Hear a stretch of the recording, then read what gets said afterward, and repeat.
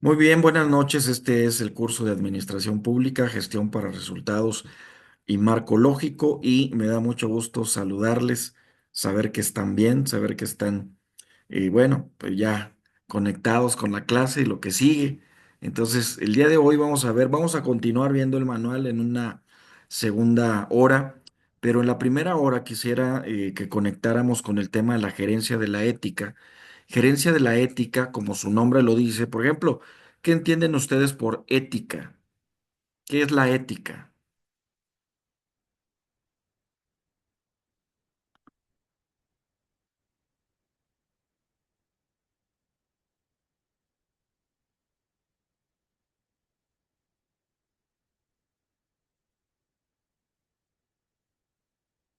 Bueno, seguramente sí lo sabe, pero no lo quieren decir, ¿verdad?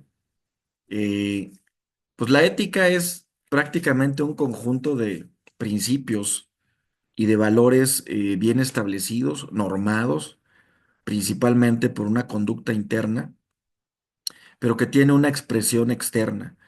Y la ética siempre la hemos concebido como una serie de virtudes que definen al ser humano, pero también que definen la actuación del ser humano en sociedad y también aún no estando en sociedad. Entonces es importante que este concepto de ética pública podamos también conocerla a través de 11 principios que vamos a ver en esta noche y vayamos meditando en cada uno de los principios y ustedes vayan mencionando en qué casos conocen que ya se estén aplicando estos códigos de conducta, estos códigos de ética y estas leyes que le dan vida precisamente a este marco regulatorio en la función pública. Entonces, la gerencia de la ética, la búsqueda de mejores sistemas humanos para lograr sinergias en torno al servicio público, nos está llevando a redefinir algunos conceptos y teorías empresariales. En el fondo, solo se pregonaba todo lo que era mecanizado, lo que era robusto, lo rígido, las competencias laborales, etcétera. Aún hoy, el tema de la calidad se ha convertido en un denominador común de las organizaciones y de las naciones. Sin embargo, ese constructo intelectual que llamamos calidad debe partir del interior de la persona. Y ahí es donde encontramos la razón, digamos, de ser de la ética, de la gerencia de la ética. Cuando decimos gerencia de la ética es que la ética se gestiona y es que la ética es un conjunto de principios y de valores, lo decíamos, para tener mejores organizaciones, mejores municipios, mejores estados administrados, pero también mejores países en este conjunto de condiciones o principios que deberíamos de estar aplicando no solo cuando se manejan los recursos públicos, sino también cuando se toman decisiones y cuando se toman inclusive o cuando se resuelven problemas para las personas. Hay 11 principios que vamos a ver en esta noche. El primero de ellos tiene que ver con los parámetros éticos para el servicio público. Y estos parámetros deberían de ser muy, muy claros. ¿Qué entienden ustedes por un parámetro ético en el servicio público? Es decir, un parámetro ético es que nos van a medir el desempeño, es que van a medir la actuación de los funcionarios públicos a través de qué? Pues de una serie de instrumentos que lleven precisamente de acuerdo a las funcionalidades, de acuerdo a la función sustantiva de cada una de las organizaciones y en este caso de cada una de las leyes que emanan de los estados, de la federación y de los reglamentos que emanan del orden municipal, pues a través de ellos podamos estar haciendo esta medición. Los funcionarios públicos necesitan conocer principios básicos y esos parámetros que se espera que ellos apliquen en su trabajo y dónde se ubican los límites de una conducta aceptable. Entonces es bien importante de repente cuando llegan a ventanilla pública los servidores públicos y en atención ciudadana o en atención a ventanillas públicas, pues es bien común cómo se atropelle los derechos de las personas que van a recibir un bien público o tan solo van a preguntar sobre algún procedimiento o van a preguntar sobre algunos programas de gobierno, etcétera. Y esto es bien importante que cada uno de los funcionarios públicos sepa perfectamente cuáles son sus límites para una conducta aceptable. Si tuviéramos un supervisor por cada persona y ese supervisor estuviera las 24/7, los 365 días del año con esa persona ahí pegado en ventanilla, levantando un checklist de cuántas veces rompe este código de ética, pues quizás estaríamos ganando mucho terreno, pero eso no es posible, eso es imposible. Tendríamos una nómina súper abultada, tendríamos una disparidad también en muchos de los programas, porque hay que atender programas, no hay que atender personas. Entonces, básicamente esto debería de estar siendo una condición interna, una condición de la propia organización, del propio gobierno que esté declarado y de manera concisa y publicada de estos parámetros para que el ciudadano vea cuáles son los parámetros, pero también para que el ciudadano observe no nada más los parámetros, sino que el ciudadano también pueda emitir una recomendación, una calificación y o incluso una sanción ciudadana en el tema cuando comúnmente son olvidados por el servicio público. Entonces decimos que los parámetros éticos para el servicio público deberían ser muy claros, deben de ser concisos, bien publicitada, tienen que estar, tienen que ser éticamente esenciales de los y principios que orientan el servicio público. Por ejemplo, en forma de un código de conducta. Sabemos hoy en día que todos los gobiernos tienen una contraloría social, tienen una contraloría ciudadana, la gran parte de las obras públicas ya establecen contralorías ciudadanas, ciudadanizadas.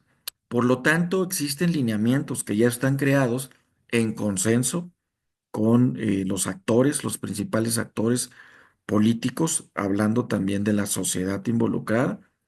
Y ahora lo que toca es que cada una de las dependencias gubernamentales en el seno de la sociedad en general, pues logre premiar o sancionar a los funcionarios públicos que se portan mal, podríamos así decirlo, que están transgrediendo los principios éticos en el servicio público. Yo no sé si ustedes han tenido alguna experiencia de sanciones públicas a algunos funcionarios públicos o si han tenido experiencias propias cuando llegan a alguna ventanilla y ven por ahí un buzón, dice buzón de sugerencias, buzón de quejas anteriormente, buzón de ética, de conducta actualmente, y el funcionario pues está obligado a revisar ese buzón constantemente, a abrirlo en el seno de un comité, se sellan esos buzones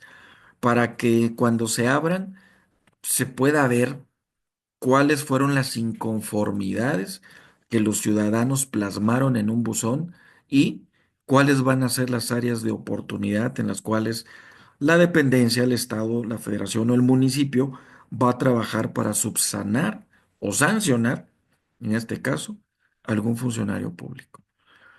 El segundo principio tiene que ver con los parámetros éticos que deberían estar reflejados en el marco. Adelante, por favor.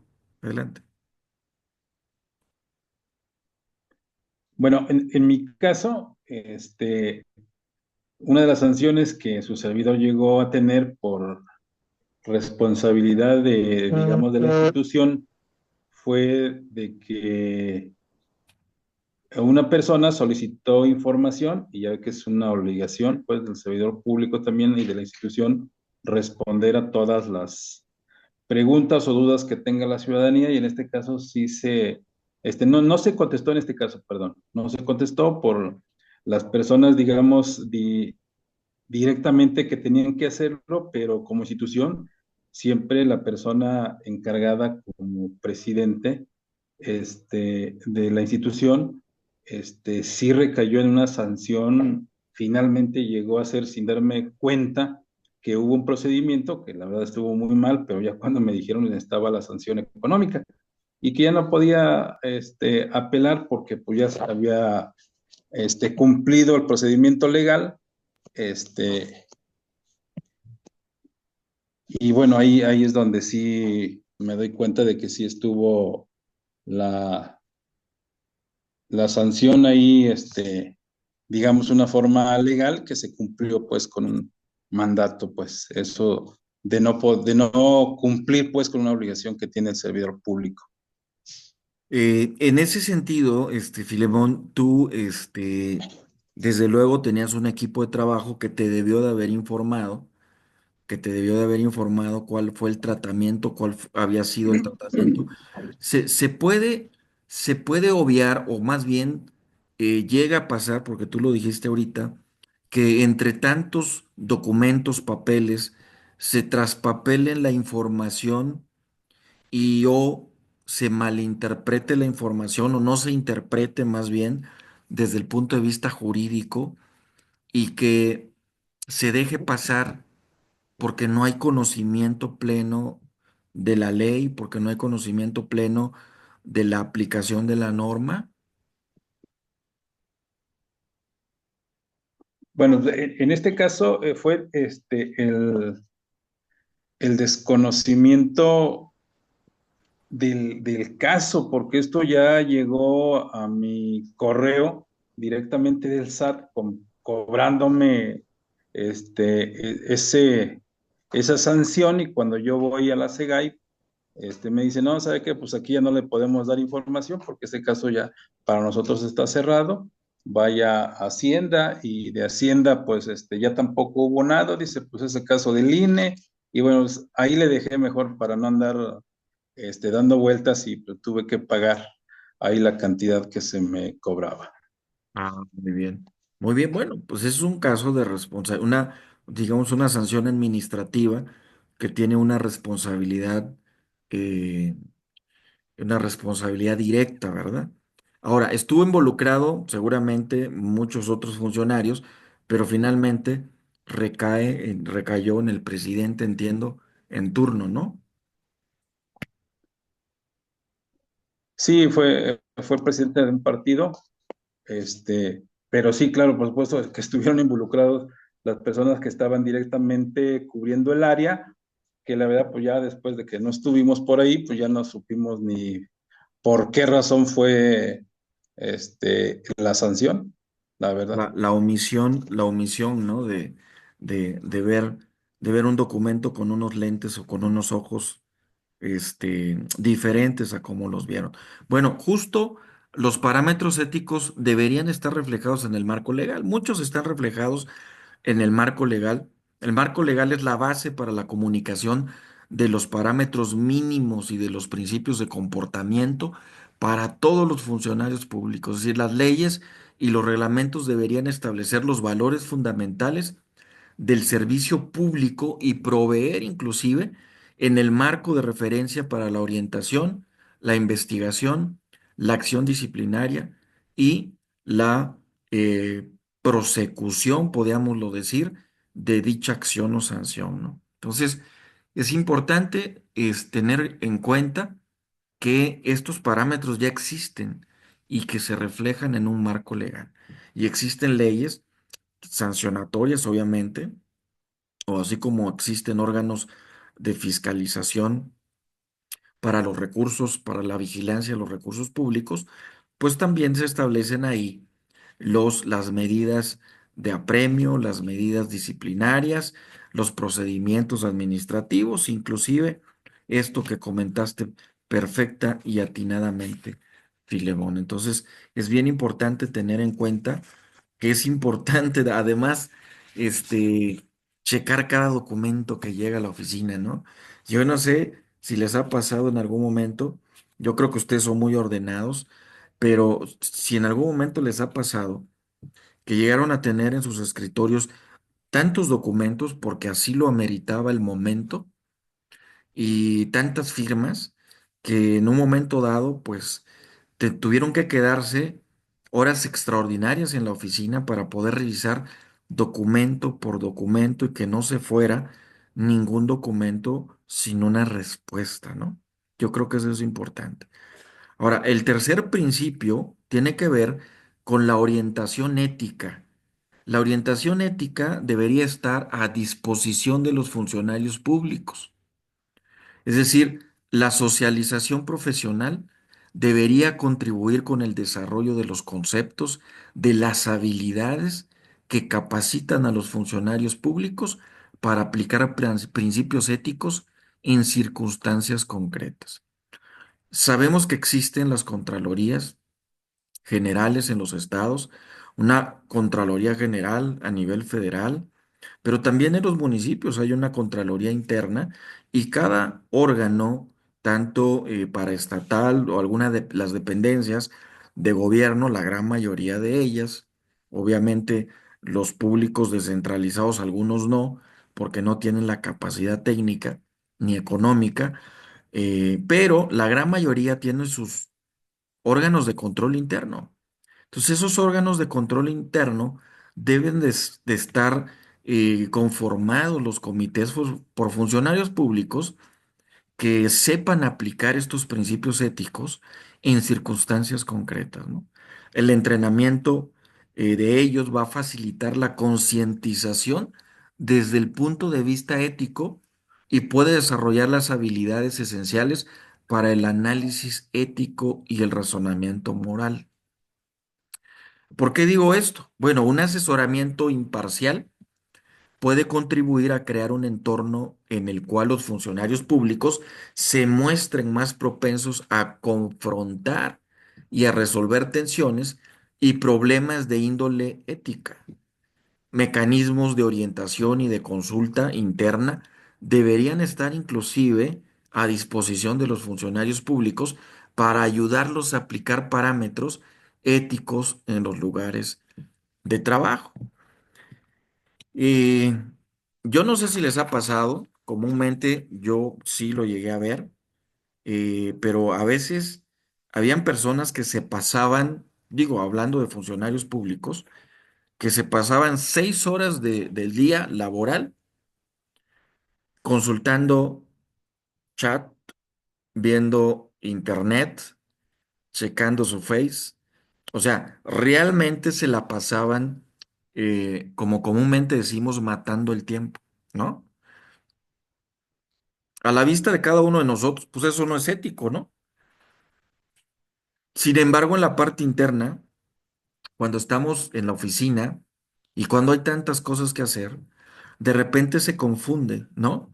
El, el ambiente laboral o el ambiente de los procesos en las oficinas gubernamentales se confunde con esto que acabo de decir de estar consultando en la hora, en los horarios de trabajo, cosas pues que no aprovechan y que cuestan al erario público. Entonces, las oficinas de gobierno se vuelven un poco técnicas y rudas y empiezan a cancelar servicios, salvo que justifiques que verdaderamente usas YouTube para resolver un problema público y para ver algún programa de gobierno o para ver alguna capacitación de gobierno o las redes sociales para aquellas personas que trabajan en el área de atención ciudadana, etcétera, o el WhatsApp para confirmar que verdaderamente tienes grupos de trabajo asignados en WhatsApp para poder resolver problemas más rápidos, etcétera. Y estas oficinas de Internet o tecnológicas, como le llaman, de tecnologías de la información en los gobiernos, pues se encargan de estar monitoreando cada una de estas oficinas que existen en los gobiernos, tanto estatales, federales como municipales, pues pueden ver qué es lo que está consultando y viendo cada uno de los funcionarios públicos. Entonces, desde el punto de vista, pues de la ética o de la gerencia de la ética, pues hay una gestión de los programas, hay una gestión de los softwares, hay una gestión de lo que puedes o no puedes hacer, pero te lo dan por escrito y ese vendría siendo uno de los parámetros que una de las oficinas que ejercen control sobre este tipo de cosas tiene que establecer o ya establece dentro de la función pública, ¿no? Entonces, llega un requerimiento de la Oficialía Mayor, de la Dirección Administrativa o de algún otro órgano de control interno, con una solicitud preguntando cuáles son los funcionarios públicos que deben de tener acceso a ciertas redes y programas eh, o software y quienes no deberían de tener ese acceso. Entonces, hasta ahí hemos llegado a poner parámetros. ¿Por qué? Pues porque si no, se vuelve básicamente pues una fiesta interminable, ¿sale? De cosas que suceden y los hemos visto cómo rebasan las oficinas públicas de repente, las redes sociales y se filtra muchísima información, documentos, pláticas, conversaciones que pueden llegar a establecer sanciones también en ese ámbito si es que se desconoce, si es que se desconoce que pueden llegar a tener sanciones por esa permisividad que pueden llegar a tener. El cuarto de los principios tiene que ver con que los funcionarios públicos deberían conocer sus derechos y obligaciones en caso de que se descubra una actuación incorrecta. ¿Cómo a qué les suena este tema, no? Es decir, los funcionarios públicos necesitan conocer cuáles son sus derechos y obligaciones en caso de que se descubra una actuación incorrecta real o sospechada en el servicio público, ¿no? A este respecto deberían incluirse normas y procedimientos claros para ser seguidos por los funcionarios y una cadena formal de responsabilidad, es decir, en cadena. ¿Quién le dio permiso? ¿Quién lo asignó ahí? ¿Quién le dio la oportunidad? ¿Quién es su supervisor? ¿Quién es su jefe inmediato? ¿Sale? O sea, todo eso básicamente pareciera que no sucede, pero sucede en las organizaciones gubernamentales, ¿no? Los funcionarios públicos necesitan saber inclusive qué protección podrán tener en caso de que se descubra una actuación incorrecta. Desde luego, la idea es que no necesitan llegar a una actuación incorrecta, porque cuando llegamos a una actuación incorrecta, pues estamos violando todo principio ético, todo principio moral, por quizás llevarse los funcionarios públicos unos pesos a la bolsa y estar actuando en consecuencia o en detrimento, bien, de los ciudadanos y de las ciudadanas que pagan sus impuestos para que reciban un bien y servicio de calidad como mandata la propia Constitución y como lo dice el plan, los planes de desarrollo y los presupuestos en este caso también, ¿no? Entonces, es bien importante tomar en cuenta que los funcionarios públicos deben de conocer, pero la prevención, la prevención es el arma más letal para que ningún funcionario público pueda caer en estos supuestos y en estos principios que estamos en esta tarde discutiendo, ¿no?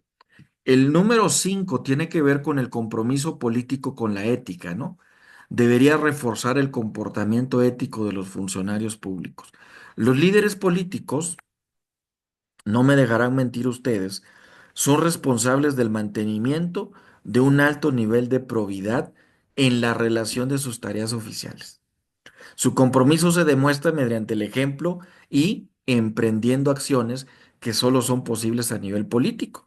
Por ejemplo, acordando disposiciones legislativas e institucionales que refuercen el comportamiento ético y generen sanciones contra las formas incorrectas de proceder, ofreciendo un apoyo y recursos adecuados para las actividades relacionadas con la ética en todas las dependencias gubernamentales y evitando la explotación de normas y leyes éticas con propósitos políticos.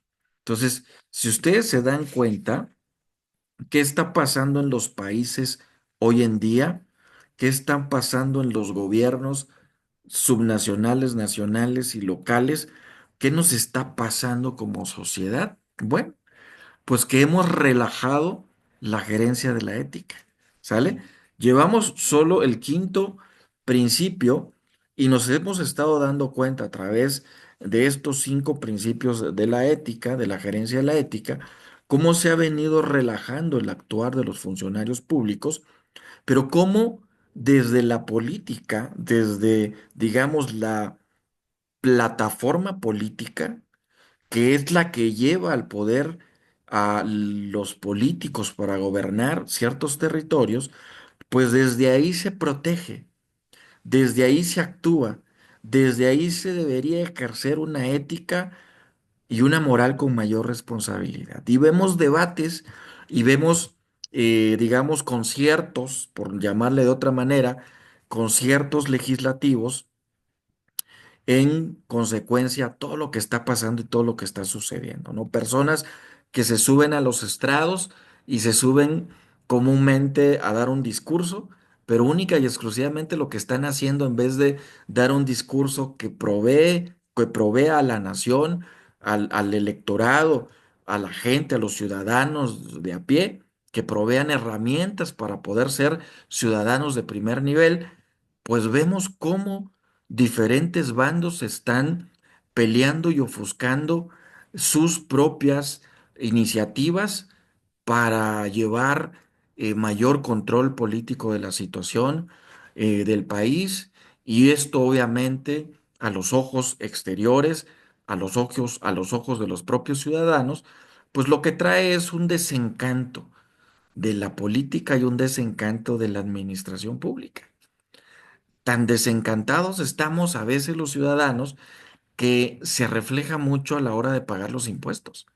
La gente se espera mejor hasta diciembre para pagar los impuestos porque dice, de todas maneras, se lo van a usar en otras cosas, ¿no? Lo van a derrochar, mejor me espero hasta el final para entregarlo, ¿no? Y comúnmente, pues también estamos siendo partícipes de un error como ciudadanos, porque finalmente, pues ese recurso, eh, bien que mal, es un recurso que está presupuestado, que está asignado y que tiene una, digamos, línea,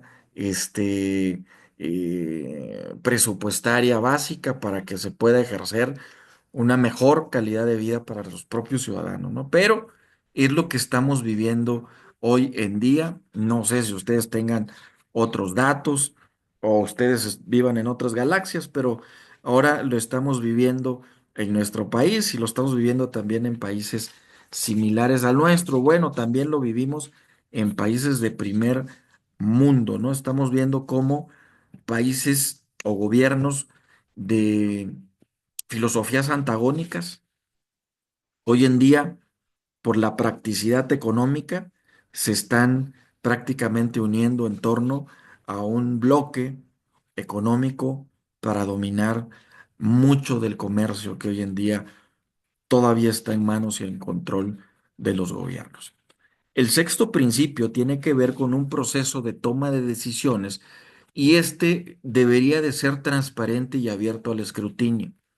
En la gerencia de la ética, el público, los ciudadanos, tienen derecho a conocer cómo las instituciones públicas hacen uso del poder y de los recursos que les son confiados. El escrutinio público debería ser facilitado por procesos transparentes y democráticos, supervisado por la legislatura, accesible a la información pública. Hoy en día ustedes saben lo que está pasando en nuestro país con la información pública, con el acceso a la información pública. Y bueno, la transparencia debería ser impulsada cada vez más a través de medidas tales como la apertura de los sistemas y el reconocimiento del rol de medios de comunicación activos e independientes. Bueno, hemos visto cómo eh, las últimas noticias nos han dado mucho material como para estar pensando en estos principios, ¿no? Las últimas noticias nos han dado demasiado material porque se ajustan perfectamente a lo que estamos diciendo. Es decir, deberíamos de estar abriendo transparentemente al escrutinio público y a la sociedad, obviamente, nuestro actuar como funcionarios públicos, pero pareciera que los estamos cerrando, estamos actuando al revés, es decir, congelamos decisiones que tomamos como gobernadores, como presidentes, como funcionarios públicos, las congelamos para que sean abiertas dentro de 20, 10 años, 6 años, 15 años. ¿Por qué? Pues porque seguramente algo no funcionó como debió de haber funcionado y estamos tratando de encubrir lo que no se puede cubrir, ¿no? Entonces, bien importante, no sé si esto sucede en la iniciativa privada, yo creo que sí. De repente también hay archivos o expedientes X en la iniciativa privada, como en la pública, que son obviamente trasladados con un tratamiento jurídico, puestos de acuerdo desde las plataformas políticas para resguardar información que quizás anteriormente podíamos decir es información de seguridad nacional. Y hoy en día, bajo el escudo de la soberanía nacional o el escudo de la seguridad nacional, pues estamos tomando decisiones, haciendo obra pública o llevando inclusive información a los archivos de la nación para que sean resguardados y los medios no sigan indagando más, no sigan preguntando más sobre eso que nos causa molestia a los funcionarios públicos, ¿no?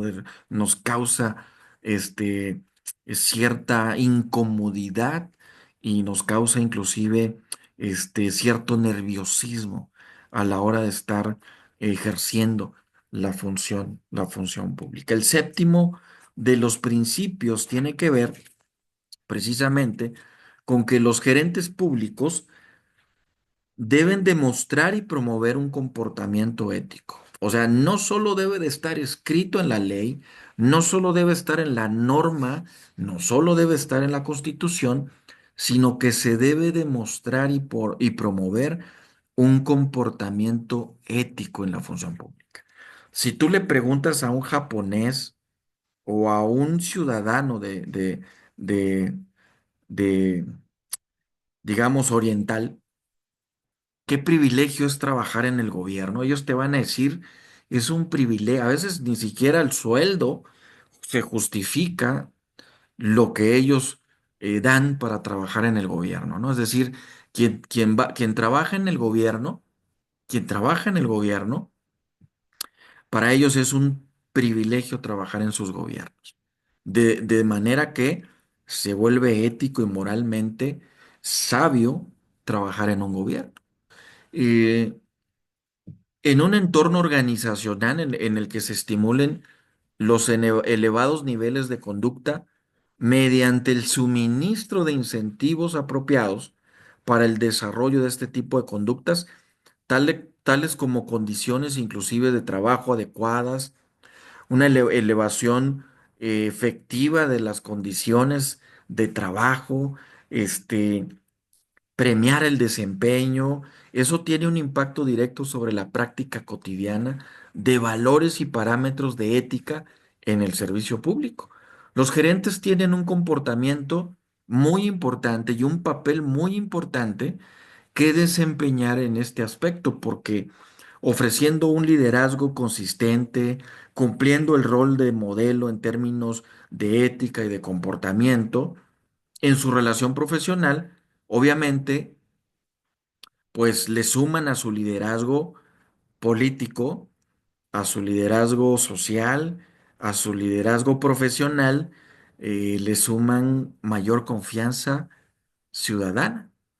Y pareciera que eso hoy en día, pues lo hemos cambiado, comúnmente decimos, por lo más fácil, ¿no? Por lo más sencillo, por lo más corto. Ahora, no sé cómo estén los salarios públicos hoy en día, pero eh, hemos visto tantas discusiones sobre los salarios públicos, hemos visto tantas discusiones sobre cuánto debería o no debería ganar un funcionario público, y yo digo que un funcionario público debería de ganar muy bien, porque en razón de la alta ética y responsabilidad y un comportamiento transparente, pues eso no tiene precio.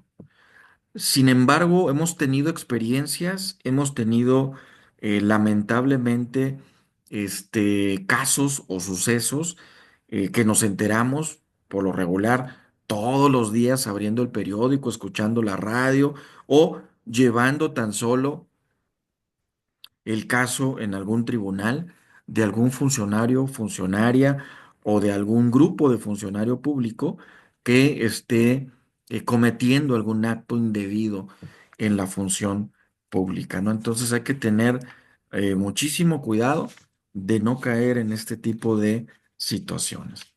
El principio número 8 tiene que ver con unas políticas, procedimientos y prácticas de gerencia. Estas políticas y prácticas deben promover un comportamiento ético. Es decir, las políticas y las prácticas de gerencia deberían demostrar el comportamiento de la organización con los parámetros éticos.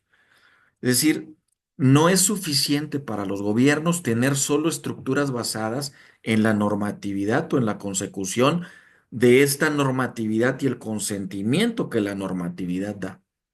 Los sistemas basados exclusivamente en el comportamiento pueden inadvertidamente estimular que los funcionarios públicos funcionen simplemente al borde de la legalidad, argumentando que al no estar violando la ley, están actuando éticamente. Y por comúnmente decimos, no, es que la ley me lo permite.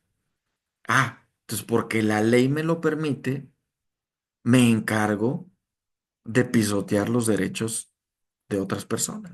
Entonces, es bien común este discurso o este doble discurso de las normatividades y las leyes contra lo que hacen los funcionarios públicos o hicimos los funcionarios públicos en funciones. Los sistemas basados exclusivamente, decíamos, en ese consentimiento pueden inadvertidamente estimular que los propios funcionarios públicos funcionen simplemente al borde de la legalidad, argumentando que no están violando la ley y que obviamente éticamente se están comportando bien. Entonces, las políticas gubernamentales no deberían solo delinear los parámetros mínimos por debajo de los cuales las acciones de los funcionarios no serían toleradas, sino también articular claramente un conjunto de valores del servicio público a los cuales los empleados deberían aspirar. ¿Cuáles serían los valores mínimos en su área de actuación hoy en día? Mencióneme por lo menos 5 valores básicos en el área en donde se está desempeñando Felipe. Luego vamos con Luis y luego vamos con Filemón. Adelante, Felipe.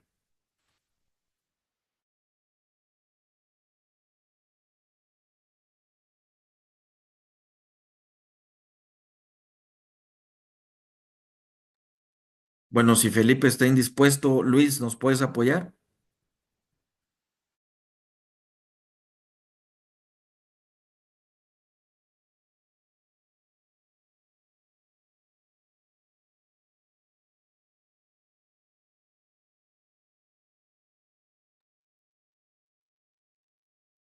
Bueno, vamos a seguir porque quiero, quiero pensar que a lo mejor llegaron cansados, están apenas llevando algo de bocado a la boca y es que este día fue muy rápido. Este día yo amanecí 5:40 de la, bueno, un poco más temprano, 5:20 de la mañana, pero sí fue un día muy movido el Buenas día. noches, profe.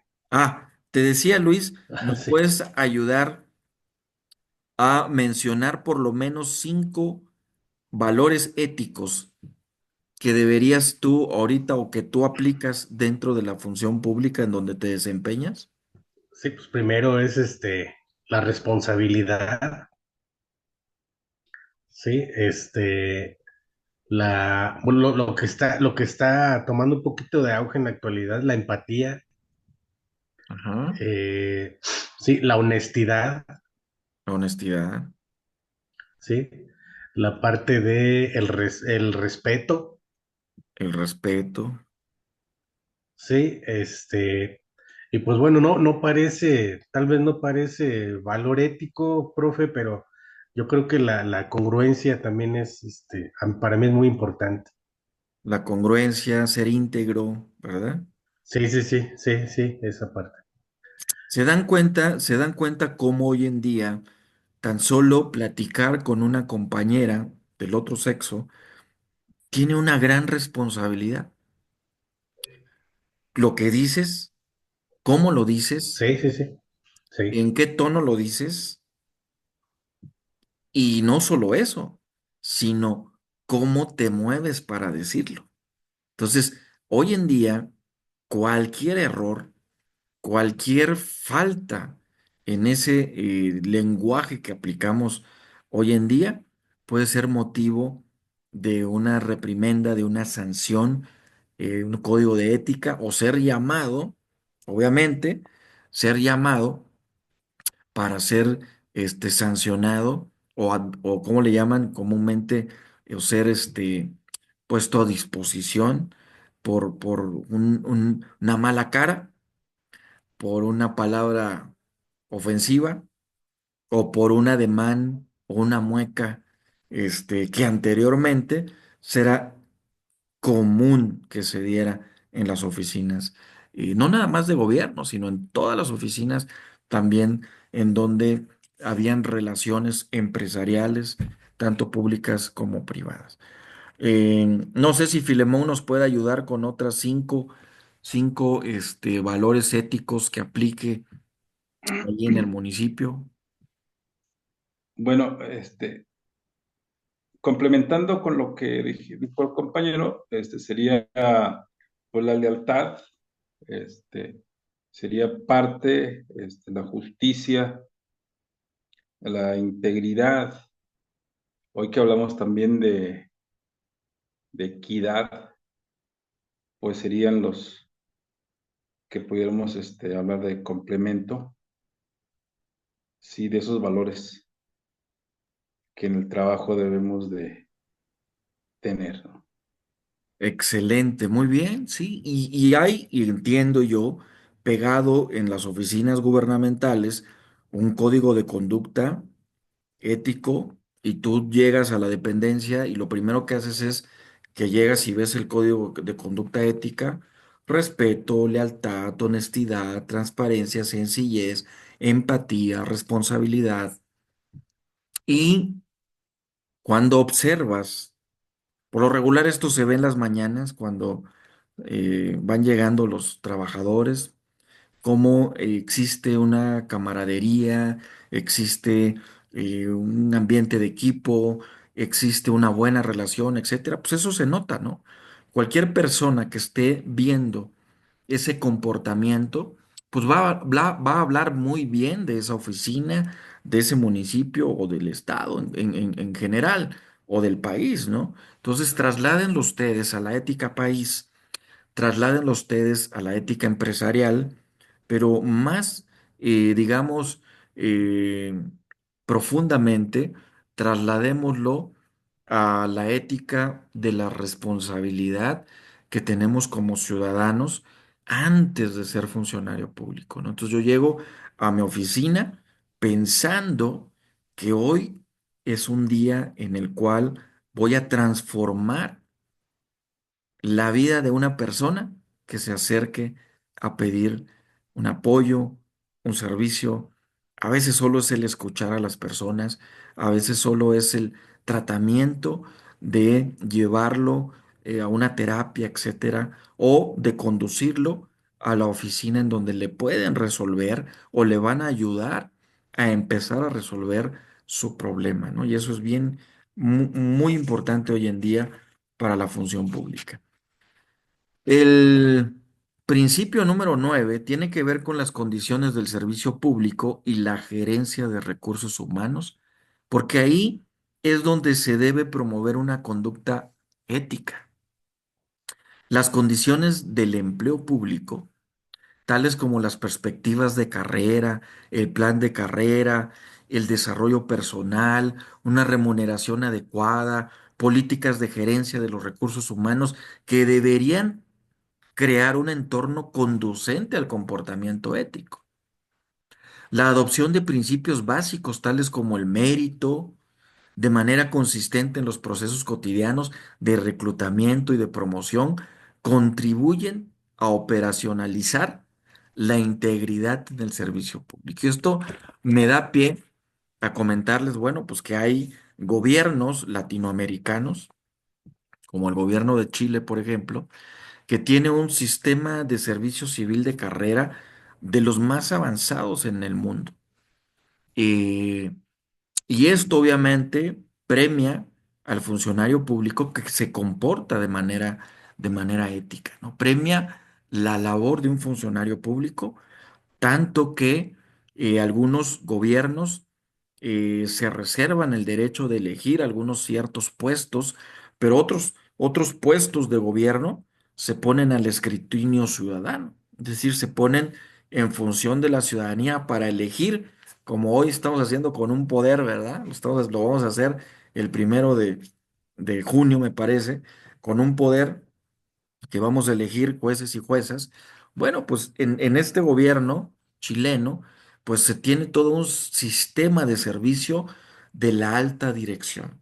Entonces, tú puedes llegar a una oficina gubernamental, hacer un examen de oposición, participar de manera transparente para ocupar un puesto público y, obviamente, puedes tener acceso a ciertos puestos desde la parte ciudadana. Comúnmente eso es bien importante. ¿Por qué? Pues porque le damos confianza al sistema de gobierno, al sistema gubernamental para que pueda existir un equilibrio también entre los funcionarios o ciudadanos que llegan por invitación directa de un presidente de la República, de un gobernador o de un alcalde, y por aquellos que llegan, obviamente, a ocupar un puesto técnico por las capacidades que estos tengan, ¿no? También existe en la función empresarial o en la parte empresarial un sistema y un mecanismo quizás de este tipo sea un poco más cerrado quizás por el tema técnico, por el tema, pero se puede dar el caso de que las decisiones también puedan bajar desde la alta gerencia para beneficiar a ciertas personas, ¿no? Entonces, yo no sé si en algunas de sus dependencias o de sus instituciones se tenga un sistema de servicio de carrera, es decir, exista un plan cuando entra la persona, si es sindicalizada, cuáles son digamos, los escalones que tiene que alcanzar para llegar a ser primero funcionario A, funcionario B, funcionario C, coordinador A, coordinador B, director A, director B, y luego, obviamente, secretario A, secretario B, y obviamente poder llegar a ser tesorero, poder llegar a ser este otra función importante en el gobierno. No sé si exista, yo creo que nos falta mucho camino todavía por recorrer en nuestro país. En algunos existe un sistema mucho más avanzado, en otros todavía es imposible y la rotación que se da cada 3 años nos vuelve a meter en una dinámica de curva de aprendizaje y esa curva de aprendizaje pues obviamente nos ayuda, entre comillas, nos ayuda a depurar, ¿sale? Otra vez, digamos, la élite, la élite política que estaba en el poder se depura y se establece un nuevo orden gubernamental. Entonces es bien importante pensar en un reglamento, en un manual o en pequeñas acciones que ayuden a que los funcionarios públicos puedan tener crecimiento y puedan tener mayores oportunidades y obvio, eso ayuda a que el mediano y el largo plazo esté técnicamente cubierto y los programas, las decisiones trascendentales no se muevan, sino más bien las políticas trasciendan a los gobiernos y sus periodos gubernamentales, ¿no? No sé qué piensen ustedes al respecto. ¿Creen que sea bueno que exista un servicio civil de carrera en municipios, que exista en el gobierno, eh, como en algún momento dado existió o existe en la Secretaría de Relaciones Exteriores, en la Policía Federal de Caminos, que ahora ya es la Gendarmería y después la Guardia Nacional, pero hubieron dependencias como la Secretaría de Hacienda también y Crédito Público, que tenían muy marcada su área de expertise y que obviamente tenían este sistema de servicio civil de carrera, ¿no? Entonces es bien importante que por lo menos tengamos por ahí los inicios de algo que puede transformar la vida institucional de los municipios, de los ayuntamientos, en áreas claves que no se deberían de tocar cuando se reciclan los gobiernos. El principio número 10 tiene que ver con los mecanismos adecuados de responsabilidad, ¿no? Deberían o deberíamos de instalar en el seno del servicio público estos mecanismos adecuados de responsabilidad en todos los niveles jerárquicos. Los funcionarios públicos deberían ser responsables por sus acciones ante sus superiores y de manera más general ante el público. La responsabilidad debería centrarse en la aceptación de normas y principios éticos, así como en el logro de resultados. Los mecanismos de responsabilidad pueden ser internos de una agencia o estar vigentes para todas las dependencias gubernamentales o pueden ser provistos por la sociedad civil. Los mecanismos que promueven la responsabilidad pueden ser diseñados para proveer controles adecuados al tiempo que se permite una apropiada flexibilidad gerencial. Entonces, es bien importante que estos mecanismos puedan ser internos, ¿sí? Para que obviamente le dé viabilidad al sistema en su dependencia. Es muy común de repente ver en los órganos de control que se cite a los funcionarios públicos para revisión de sus mapas de riesgo, para la revisión de su cultura, digamos, de equidad o su comité de equidad, y para ver todos los ejes transversales y ver cómo se va avanzando en cada uno de los ejes transversales. Cuando hablo de ejes transversales me estoy refiriendo a los pueblos originarios, a las niñas, niños, adolescentes, a las personas adultas, a las personas con discapacidad, a los derechos humanos y obviamente al tema también que tiene que ver, pues obviamente con una transparencia, ¿no?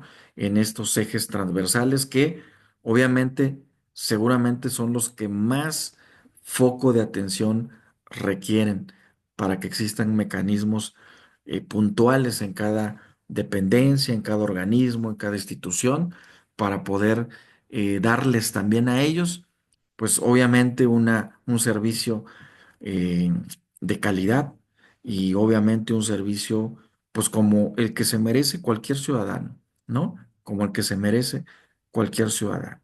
Y el último de los principios, bueno, pues este no menos importante tiene que ver con los procedimientos y sanciones apropiadas que deben existir para manejar las desviaciones en las conductas de los funcionarios públicos, ¿no? Entonces, los mecanismos para la detección y la investigación independiente de las acciones incorrectas, tales como la corrupción, constituyen una parte necesaria de la infraestructura ética.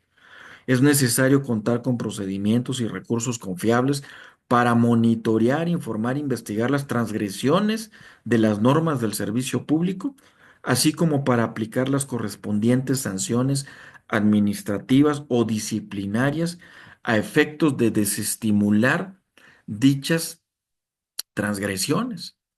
Los gerentes públicos deben capacitarse para hacer uso apropiado de estos mecanismos cuando es preciso emprender acciones. A veces, y lo vemos, hoy en día lo estamos viendo a nivel federal, como el desafuero de ciertos actores de la política nacional pues está en entredicho y se pone a prueba el sistema ético y moral del país, se pone a prueba el sistema de transparencia y de rendición de cuentas del país cuando a la luz de evidencias comprobadas, de evidencias quizás justificadas, que bien pueden ser dirimidas en los tribunales, etcétera, pues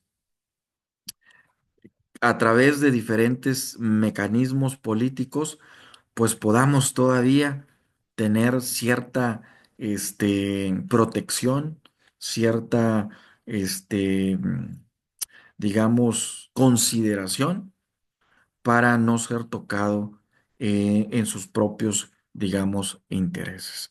Entonces, hay que tener muchísimo cuidado con lo que venimos haciendo en la gerencia pública, en la gerencia de la ética pública es bien importante ir proyectando y trabajando con ideas innovadoras, creativas, con digamos, un comportamiento ejemplar.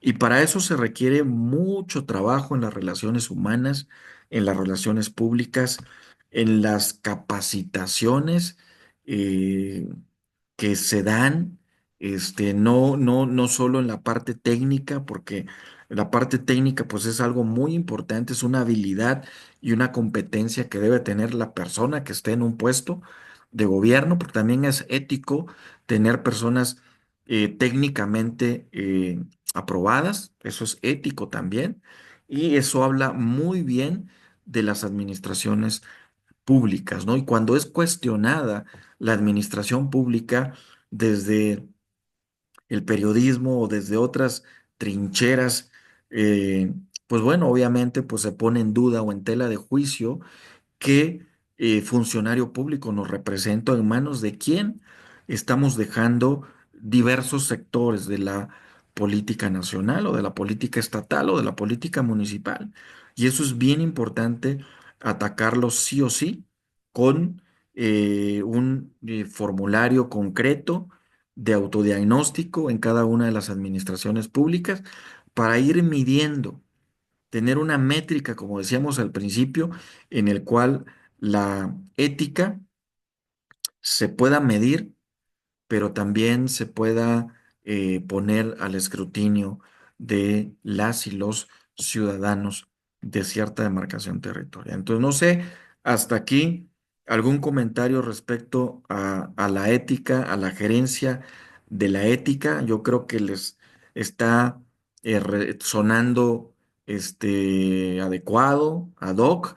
Ya hay muchas leyes que lo previenen, que lo sancionan, que lo están digamos, poniendo en práctica, pero creo que lo más importante es que realmente lo vivamos como funcionarios públicos y como ciudadanos. Entonces, tanto respeto merece el funcionario público como respeto merece el ciudadano. Como decía Luis, la empatía hoy en día no solo es ponerme los zapatos del otro, sino también cargar con una responsabilidad, porque en algún momento dado yo también me convierto, cuando me quito el sombrero de funcionario público, me convierto en un ciudadano común y corriente como los demás compañeros que tenemos al salir de nuestras oficinas, ¿no? Que están pendientes de los resultados del gobierno, pero que quizás también podamos hacer en conjunto con la ciudadanía un ejercicio cada vez más, digamos, cotidiano de lo ético en la administración pública. Hasta aquí comentarios sobre el tema. Sí, maestro Kurt, todo bien. Excelente. Entonces, la ética quedó ahí ya grabada. Ahora voy a compartir, nos quedamos la semana pasada, lo recordarán, en la fórmula del porcentaje. Y nosotros estábamos diciendo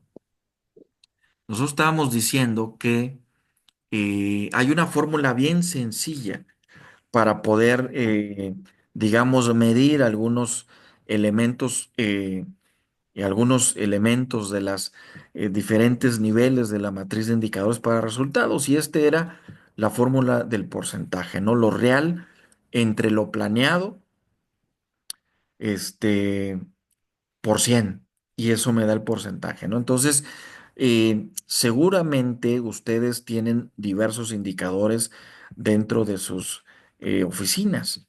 Me gustaría que me dieran por lo menos cada uno de ustedes una fórmula de porcentaje que usa dentro de sus oficinas. Podríamos empezar con Felipe. Felipe, ¿tienes por ahí alguna fórmula de porcentaje? Sí, de hecho, precisamente para medir los indicadores de desempeño, me baso no solamente en la información que me arrojan como los datos, sino también en una pequeña evaluación. Esta evaluación me permite que si ellos salen bajo en los indicadores, y un ejemplo, yo tengo 3 meses consecutivos con un indicador mal, aparte de la acción correctiva, el 8D que realizamos, también medimos el tema de la, no sé cómo decirlo, responsabilidad o disponibilidad del dueño del proceso para resolverlo. Ok. Ok, es importante, ¿no? Está conectado el indicador con el procedimiento, ¿verdad? Así, Desde luego que ese indicador está asociado a un responsable, ¿verdad? así es, A una unidad responsable.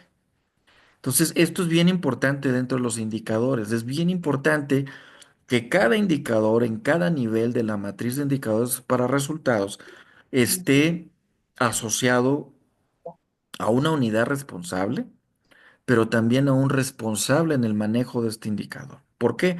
Porque así podemos rápidamente saber en dónde se encuentra la oportunidad, en dónde podemos atacar la desviación y seguramente, como en muchos casos ha sucedido, en dónde estuvo el error de dedo que se cometió a la hora de transcribir la información histórica o el numerador o el denominador en este caso, ¿no?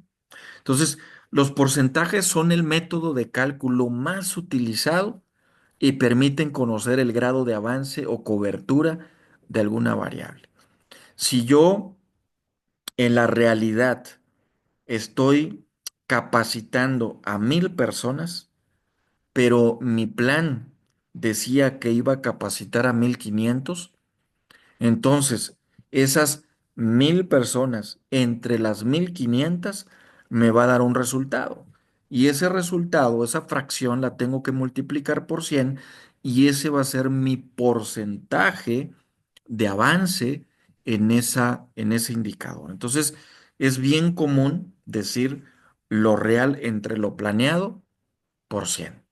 Y hay otros indicadores más técnicos, ahí los vamos a ir viendo ahorita, pero yo creo que este es bien importante también saber interpretarlo. Bien lo decía Felipe hace ratito, lo acompaño con una ficha de información y eso le llamamos ficha técnica del indicador.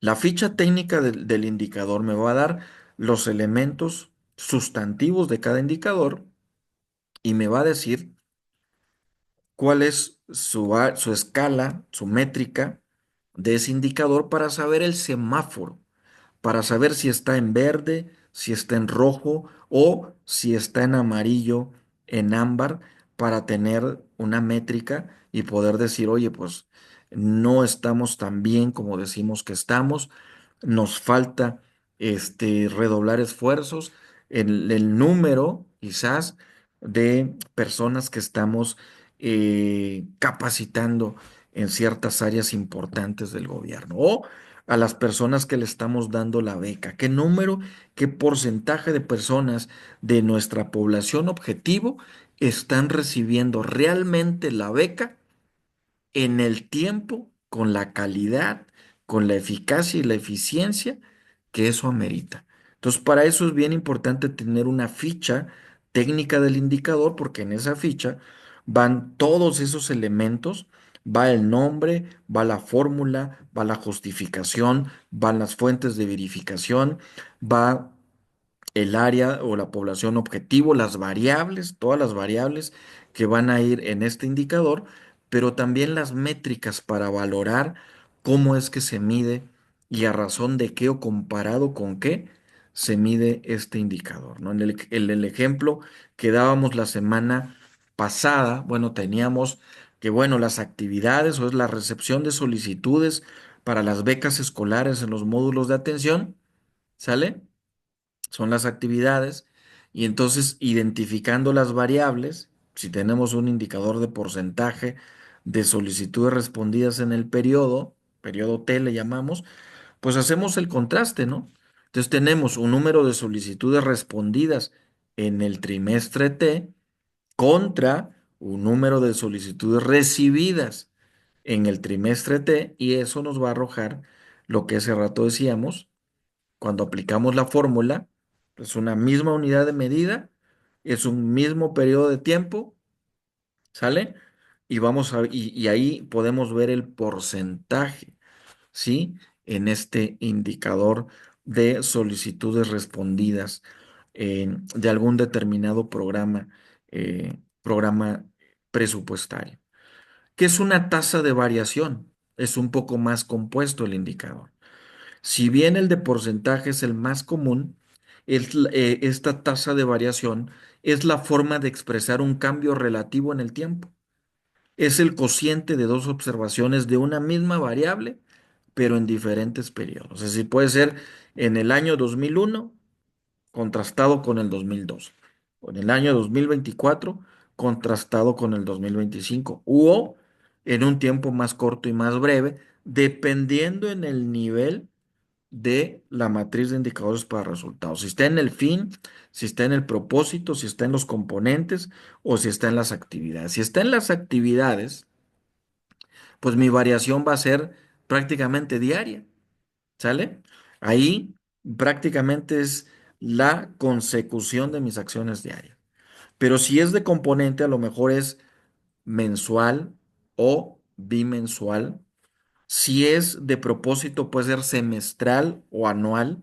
Y si es de fin, pues puede ser anual, bianual o sexenal. O inclusive pueden pasar 10 años para tener la medida o la medición de ese indicador, como son las estadísticas, muchas de las estadísticas que produce el INEGI, sobre todo en los conteos de población y vivienda. No así en los temas de los programas presupuestarios, que ahí se establecen por los periodos administrativos, pues ciertos tiempos que vayan acorde a estos periodos administrativos. Entonces ahí está la variable del periodo actual entre la variable del periodo previo, -1%. Y ahí nos da un porcentaje. En este método de cálculo se deben tener observaciones de una misma unidad de medida, pero en dos diferentes puntos en el tiempo, ¿sale? Y uno de los ejercicios básicos o de los ejemplos básicos, aquí está, en los componentes. Becas escolares entregadas para las y los jóvenes del estado X. El indicador, tasa de variación del número de becas escolares entregadas. Identificamos las variables. Variable uno, número de becas escolares entregadas en el semestre T. Variable 2, número de becas escolares entregadas en el semestre T menos K. ¿Sale? Y vamos a ver la fórmula. El paso número 2, al aplicar la fórmula, cuando decimos menos K, pues estamos refiriéndonos a esa resta que se ve ahí, ¿no? La misma unidad de medida son las becas, ahí están. Diferente periodo de tiempo, ¿sale? Porque el periodo T no es el mismo que el periodo T menos K, ¿sale? El periodo T menos K es T menos uno, ¿sale? Y esa es una diferenciación entre el otro periodo. Y obviamente se resta la unidad después de que el primer corchete se resuelve. El segundo corchete es restarle la unidad y finalmente multiplicar por 100 y nos va a dar la tasa de variación. En este caso, 0.02 es la tasa de variación, 0.01 la tasa de variación, 0.002 la tasa de variación o menos 0.01 la tasa de variación. ¿Sale? Lo importante aquí es que con este formulario ustedes puedan hacer los ejercicios prácticos que están viviendo en sus dependencias. A mí me encantaría que en la próxima clase ustedes pudieran traer por lo menos un ejercicio de cada fórmula para que ustedes puedan presentarlo aquí y podamos ver qué tanto avance y o qué tanta oportunidad han encontrado ustedes en aplicar este tipo de fórmulas en sus programas que están aplicando ahí en sus unidades administrativas o en sus municipios o en el estado, ¿no? En este caso, Felipe en la parte privada. La fórmula de razón o promedio, pues esta también es una fórmula bien sencilla, pero dice que es el cociente de dos variables independientes en un cierto periodo de tiempo, es decir, que no hay elementos comunes entre el numerador y el denominador. ¿Sale? La razón es el cociente entre dos variables cualesquiera en un cierto periodo. Es la forma de expresar un tanto de unidades del numerador por cada unidad del denominador, es decir, nos indica cuántas veces el primer número es el segundo número. Por eso es una razón, ¿sale? El promedio es una particularidad de la razón y se representa como la suma finita de un conjunto de valores dividida entre el número de sumandos. Lo vamos a ver en la fórmula de razón y promedio. Está la variable A en el periodo T, la variable B en el periodo T es igual al promedio de unidades de la variable A por unidad de la variable B. Es decir, ¿cuántas veces cabe una unidad en la otra? Y es muy común, este método de cálculo debe tener el mismo periodo de tiempo. Aquí sí es el mismo periodo de tiempo. Y el promedio, obviamente, representado ahí por variable uno, la 2, variable 3, variable 4, entre el número de variables o total de los valores, ¿sale? Nos da el promedio de los valores del conjunto, ¿sale? Y el ejemplo concreto es en la parte de las actividades de la MIR, en la parte de la MIR en actividades, dice, atención en el proceso de inscripción para la solicitud de becas escolares. Y el indicador que pusimos ahí dice duración promedio de atención a los solicitantes. Entonces, el paso número uno, que es identificar las variables, pues la variable número uno dice número de horas de atención en el trimestre T y la variable 2, número de solicitantes atendidos en el trimestre T. ¿Sale? ¿Se dieron cuenta ahí cómo varía en el tema de las variables? Uno es el número de horas y otro es el número de solicitantes. ¿Sale? Al aplicar la fórmula, vamos a encontrar el número de horas de atención en el trimestre T, que es diferente unidad de medida, con la, ¿sí?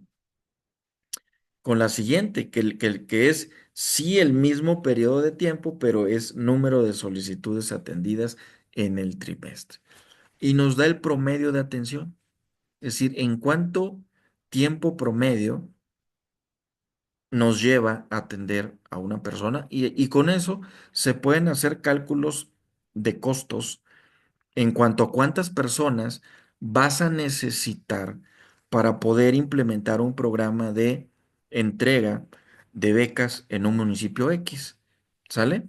Tú puedes decir, me queda claro que voy a necesitar 100 personas porque tengo una población objetivo de, voy a decir un número al azar de 5,000 población beneficiada. Entonces necesito 100 personas con un promedio de atención de tiempo de 1,2 minutos por persona, nada más en atención, en las solicitudes atendidas. Con eso salimos en un mediodía, por decirlo, ¿no? ¿Ok? Entonces se hacen los cálculos, se costea, se va al presupuesto, le avisa a la administración que ese es el presupuesto que necesita de acuerdo a la cotización de esta área de oportunidad que está en una actividad y que obviamente se requiere costear en ese programa presupuestario. El número índice, bueno, como su nombre lo dice, son medidas construidas que tienen un consenso metodológico muy amplio, son utilizados por instancias nacionales e internacionales. El índice es una medida estadística diseñada para estudiar las variables de una magnitud o de más de una relación con el tiempo o el espacio. Es decir, el índice es como si tú metieras en una licuadora varios indicadores, ¿sale? En una licuadora metes muchos indicadores, lo mueles y te arroja un índice. No es muy común, son muy costosos. Existen muchos índices ya construidos por los gobiernos internacionales, los índices de pobreza, los índices de marginación, el índice de Gini, el índice de percepción ciudadana en contra de la corrupción, o sea, muchísimos índices que costaron mucho dinero, mucho esfuerzo, muchos especialistas técnicos y estadísticas sociodemográficos que tuvieron que construir fórmulas específicas para construir ese índice y que hoy en día se utilizan para las grandes mediciones nacionales como el Producto Interno Bruto, como inclusive los índices de transparencia gubernamental, etcétera, etcétera, etcétera. Pero es bien importante que ustedes conozcan esta fórmula porque comúnmente cuando le pedimos a las dependencias, a las entidades, a los municipios, o alguna unidad administrativa, oye, preséntame tus indicadores. Es bien común cuando no tenemos la orientación de el marco lógico y la formulación a través del marco lógico de este tipo de cosas, de índices, de fórmulas, pues la gente va a responder, sí, ya lo tenemos, mire, ¿cómo le pusieron a su indicador? Mire, le pusimos índice de productividad. Ay, jole, espérate. A ver, ¿cómo lo construiste? No, mire que sumé la paciencia, sumé la otra variable, o sea, y nos empiezan a dar una serie de deseos, pero que no están justificados a la luz de la producción metodológica de un índice. Entonces, no es... Adelante, Felipe. Profesor, una pregunta nada más, así me surgió la duda ahorita. Ante la falta de alineación entre objetivos organizacionales y personales, ahorita enfocados a lo que estamos platicando, ¿usted cree y considera que es necesaria una reestructuración desde la política, la misión y la visión de la empresa? Sí, desde luego que sí. Y te voy a decir por qué. Porque ahí, precisamente ahí, se empiezan a construir los indicadores. Entonces, si tú tienes una visión, mira, hay dos escuelas. La escuela, digamos, anglosajona, Ajá, digamos, la escuela anglosajona que propicia que exista una formulación de visión, de misión, tipo a la Peter Drucker, a la muy estructurada forma de los norteamericanos, ajá. y la escuela emergente. Y la escuela emergente es la que propicia que exista una mayor creatividad, innovación y que le podamos quitar algunos verbos que no son cruciales a la hora de formular una visión, misión, una estrategia y una, digamos, inclusive llegar hasta las líneas de acción. Hay dos escuelas, lo estoy diciendo.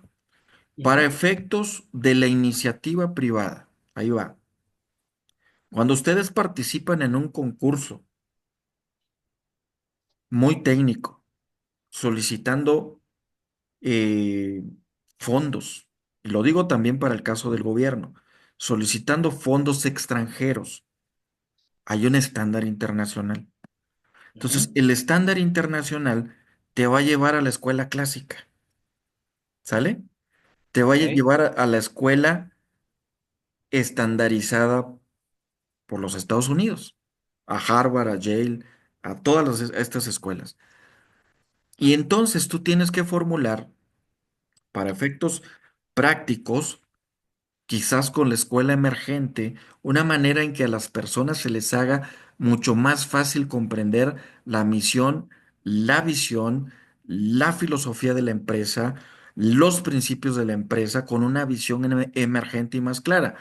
Pero cuando tú participas por fondos internacionales, cuando tú participas con reglas de operación en ciertos programas y te piden metodologías específicas, te tienes que ir a la escuela clásica. A tu pregunta respondo, es bien importante que sí se establezcan oficialmente una estructura a través de la escuela clásica, pero para que la cultura organizacional y para que todo esto de la planeación estratégica permee de una manera más creativa, innovadora, simplificada, transparente, veloz a todos los niveles de la organización, tienes que meter la escuela emergente. Y Y una esto, pregunta, maestro, adelante. si voy a poner un ejemplo, porque es un ejercicio derivado de lo que platicábamos en la otra clase, lo que estoy tratando de hacer aquí, y ahorita que estábamos tocando este tema, o sea, como que me hizo el match. Ujú. Si yo aplico los cuatro principios básicos de la administración, que es planear, desarrollar, direccionar, ¿qué es lo que va primero? ¿Los cuatro principios o la reestructuración de la misión, la visión y todo lo que es el concepto de la empresa? Para yo Bueno, poder dar nuevos indicadores. dentro de la planeación, del Ujú. principio de la planeación, tú tienes que sacar la planeación estratégica de la organización. Una planeación estratégica, una planeación operativa y una planeación participativa. En la planeación estratégica vas a hacer la formulación de visión, misión, principios, valores, el norte de la organización. En la planeación estratégica, pero va Ujú. dentro del principio de la planeación, ¿sale? Ok, Comúnmente le llamamos planeación estratégica, ¿sale? así es. Así le llamamos en la escuela ortodoxa anglosajona, Y es ¿sale? de aquí donde saca la fórmula que tiene aquí en la presentación, que al final, el fin de todo esto me va a dar los indicadores de medición para poder medir el desempeño de la empresa. Totalmente, porque mira, ahí te va el ejemplo más claro. Si tú tienes en tu organización una visión que te lleva a ser eh, una oficina que transforma la seguridad en bien común para los ciudadanos, entonces de ahí parte tu objetivo trascendental o tu primer objetivo trascendental que vendría siendo tu primer eje del plan, que tendrías que trabajar precisamente en seguridad ciudadana. Entonces, si tu eje central o tu primer eje es seguridad ciudadana, tienes que en cada uno de tus ejes armar tu eje, que sería tu vertiente, tu objetivo general de ese eje, tu estrategia general de ese eje, tu línea de acción de ese eje y tus metas. Tú tienes 5 elementos ahí. Tu vertiente, o lo que yo le llamé eje, va a ser tu fin, ¿sale? En la matriz de Ok, indicadores para resultados. Tu objetivo, ¿qué va a ser? Tu propósito. Tu estrategia, ¿qué va a ser? Tus componentes. Tus líneas de acción, ¿qué van a ser? Tus actividades. Y tus metas tienen que llevar indicadores. ¿Sale? Entonces, ok, ahí se completa el marco lógico y la metodología del marco lógico para poder derivar de tu planeación la presupuestación ligada. Y eso es lo que llamamos presupuesto basado en resultados. ¿Sale? ok. Muy bien. Muchas gracias, maestro. No, no, no, ¿de qué? ¿Alguien más tiene algún comentario hasta aquí? Yo creo que estamos prácticamente por dar este ejemplo. Este ejemplo es bien bien importante porque, bueno, los índices, si se dan cuenta, están en la parte del fin, en la parte más alta, y dice índice de casos de violencia escolar, ¿sale? No es un índice cualquiera, no es una fórmula cualquiera, es algo compuesto. Aquí lo hacemos parecer fácil para que también ustedes tengan una idea obvio, clara, de cómo un índice puede jugar en en las oficinas en donde ustedes están trabajando, porque finalmente es ahí donde ustedes van a aterrizar estos aprendizajes. Entonces, si el fin es contribuir a garantizar el pleno desarrollo de niñas, niños y adolescentes mediante el fortalecimiento de las condiciones de su entorno escolar, así como de sus capacidades personales, tengo que medir, tengo que tener un indicador que se acerque, que se aproxime a ese fin que está ahí construido.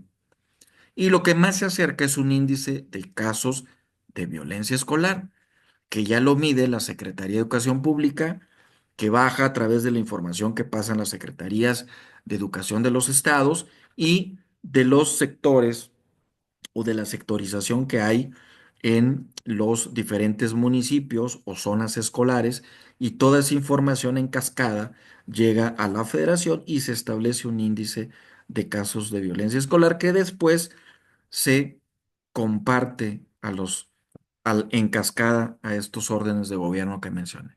Se identifican las variables, bueno, el número de casos de violencia, la uno en un periodo T, y el número de casos de violencia entre iguales, también lo mismo, pero en un periodo T.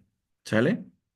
Entonces tenemos ahí la aplicación de la fórmula, el valor actual del 2,19 contra la línea base que fue 2,18, lo que ya venía arrastrando, me da un índice de casos de violencia escolar. Es un índice sumamente sencillo para ver cómo sí es posible construir un índice dentro de sus organizaciones. Ojo, no traten de construir índices muy costosos. Esto es porque existe el registro administrativo dentro de una secretaría que históricamente lleva el conteo de esta información año con año y se va monitoreando, y existen programas presupuestarios para hacer ese monitoreo. No en el caso de otros indicadores, en el caso de seguridad también, en el caso de la política social también, pero en el caso de otros programas que son propiamente programas estrellas de un estado, de un municipio, de la federación, pues ahí es importante ver si vamos a adherirnos a un índice que ya esté construido a nivel nacional y que simple y sencillamente retomemos los otros indicadores de los otros niveles de la matriz de indicadores para resultados. Finalmente encontramos las unidades de medidas, y estas unidades de medidas, como decíamos hace rato, pues desde luego son, son denominaciones cualitativas en que se requiere expresar la meta valor y debe estar descrita dentro del indicador en la columna de matriz de indicadores para resultados y escribirse en singular. ¿Sale? Hace referencia a la determinación concreta de la forma en que se quiere expresar el resultado de la medición al aplicar el indicador, y tiene relación con el método de cálculo, ya que forzosamente debe expresar o estar expresada en los mismos términos, ¿no? Entonces, toda una dirección que existe de programación, presupuesto, evaluación, gasto público, cuenta pública, existe un catálogo de medidas y se puede consultar para identificar algunos elementos de referencia. A nivel nacional existe un catálogo de medidas, a nivel estado debe existir un catálogo de medidas, a nivel municipio debe de existir un catálogo de medidas, y a nivel iniciativa privada debe de existir un catálogo de medidas. ¿Sale? Si el método de cálculo corresponde a un indicador como porcentaje, entonces la unidad de medida debe ser un porcentaje también. ¿Sale? Entonces, vamos a ir viendo, por ejemplo, dice tipo de acumulación. Comúnmente decimos algunos indicadores y lo acumulado, ¿no? El tipo de acumulación es la forma en que se acumulan los avances en el tiempo programado para un determinado indicador en el transcurso del ejercicio fiscal pueden ser los siguientes, ¿no? Suma, promedio, valor presente. Es decir, si yo tengo 3 años de gobierno y yo tengo que medir mi programa en esos 3 años de gobierno, pues voy a tener un acumulado de mis 3 años de gobierno. Si yo tengo 6 años de gobierno, voy a tener un acumulado de mis 6 años de gobierno. Si yo solo tengo 4 años de gobierno, como es el caso de otros países, pues voy a tener solo esos años contabilizados y acumulados. Pero puede ser suma, puede ser promedio, puede ser un valor presente, ¿no? Las fuentes de información, todo esto que estamos viendo debe de estar en la ficha técnica de un indicador, ¿sale? Las fuentes de información, todos los instrumentos que proveen los datos para estimar un indicador. Pueden ser documentos oficiales, reportes internos que genera el programa, bases de datos procesadas, entre otras cosas. Se dividen en tres tipos: primarias, secundarias, terciarias. Si no existe suficiente información para medir uno o más indicadores o su valor de línea base, va a ser necesario contemplar las actividades para construir los registros y generar las fuentes de información necesaria para tales efectos. Y esto lo dice la Secretaría de Hacienda y Crédito Público en sus guías y en sus manuales metodológicas. Entonces, es bien importante que las fuentes de información contengan nombre del reporte, informe, base de datos, entre otros nombres de los sistemas que lo generan, o indicar la liga en donde se encuentra publicado oficialmente y el nombre del área responsable de la información o aquella que la genera, además de la fuente de información que debe estar relacionada directa con las variables, ¿no? Y esto sí o sí está en los lineamientos que la Secretaría de Hacienda y Crédito Público establece para la validación también de los indicadores, ¿no? Entonces, la Ley de Presupuesto y Responsabilidad Hacendaria Federal tiene un reglamento. En ese reglamento se establecen precisamente cómo deberán darse los tratamientos a los indicadores. La frecuencia de medición debe de estar en una ficha de indicador. Cada cuándo vamos a medir ese indicador. Y obviamente la frecuencia de medición del indicador en digamos, en la horizontal del fin es anual, bianual, trianual, o sea, cada cuatro, quinquenal o sexenal. ¿Sale? En el propósito semestral, anual, está bien. En los componentes semestral, trimestral, mensual. Y en las actividades puede ser trimestrales o mensuales. Esto es bien importante también tener consideración en ese tipo de mediciones, porque quizás le estamos pidiendo en este momento, cuando va el programa en su etapa de maduración, el ciclo de su programa público está apenas iniciando, ya queremos resultados, ¿no? Espérese, ¿por qué? Porque apenas vamos iniciando, de manera que mensualmente vas a ver los resultados de un indicador de actividad. ¿Sale? Apenas estamos contratando a la empresa que va a hacer la obra, la construcción, y ya queremos un reporte semestral. Pues no, no va a ser posible porque apenas estamos en el proceso de contratación. Entonces debemos darle un tiempo de maduración en esos niveles que aparecen ahí en la matriz de indicadores para resultados. Y luego en la meta es la expresión cuantitativa de los objetivos propuestos, el número concreto. Si son 10 láminas, son 10 láminas. Si son 5 toneladas, son 5 toneladas. Si son 10 escuelas, son 10 escuelas. Si son 40 puentes, 40 puentes. Si son 10,000 becas escolares, son 10,000 becas escolares. Entonces se establecen los límites o niveles máximos de logro y deben ser cuantificables y estar directamente relacionados con el objetivo y la fórmula de cálculo. Si la fórmula de cálculo no está relacionada con la meta, olvídense, se los van a regresar por diseño. Les van a hacer que vuelvan a hacer otra vez la fórmula de cálculo porque no está asociada a la meta. En vez de becas, le pusieron como comúnmente sucede, copy-paste. De repente copiamos y pegamos y se nos olvidó que debería de cambiarle la variable y no se la cambié. Cuando llega una auditoría, te revisa, si sabes que aquí te equivocaste. Dice toneladas de basura y lo que necesitas medir son toneladas de concreto hidráulico instalado. Híjole, no, pues nada que ver, ¿verdad? Nada que ver. La meta valor es la referencia del desempeño de los indicadores de acuerdo a los objetivos para los cuales fueron creados los programas presupuestarios. Debe representarse en cifras. Solo el número, en el caso de indicadores complejos, en valores relativos, cuando son muy complejos. Pero esto define lo que se busca alcanzar en ciertos periodos de tiempo. La meta valor deberá establecerse invariablemente conforme al monto del presupuesto inicial autorizado.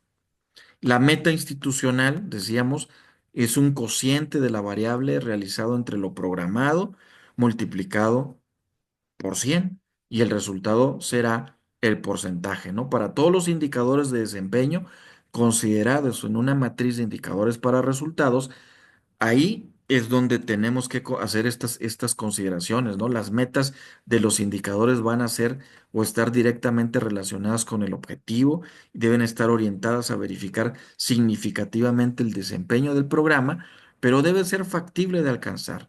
Las metas de los indicadores deben ser relacionados con el método de cálculo del indicador. Y bueno, le vamos a dejar ahí, son las 8:57. Pero el ejercicio para la siguiente semana es que me ayuden a que cada una de las fórmulas que vimos el día de hoy las puedan aplicar a alguno de sus programas. ¿Sale? Cada una de las fórmulas las pueden aplicar a uno de sus programas. Vayan, investiguen con las personas que se dedican a trabajar las metodologías del marco lógico en sus dependencias o en el área privada, en el área de calidad correspondiente y obviamente, obvio, las podemos revisar. ¿Algún comentario adicional hasta acá? ¿Algún aporte? Si no fuera el caso, bueno, pues aquí terminamos la clase del día de hoy. Espero que todos hayan comprendido, por lo menos hasta aquí, la teoría, que es necesarísimo que la próxima semana que nos veamos es expresamente traigamos casos prácticos para empezar a resolver. Muchísimas gracias, muy buenas noches, que tengan una muy buena noche el día de hoy. Muchas gracias. Buenas noches. Gracias. Buenas noches, gracias, profe. Buenas Sí, noches, gracias. gracias. Gracias, gracias.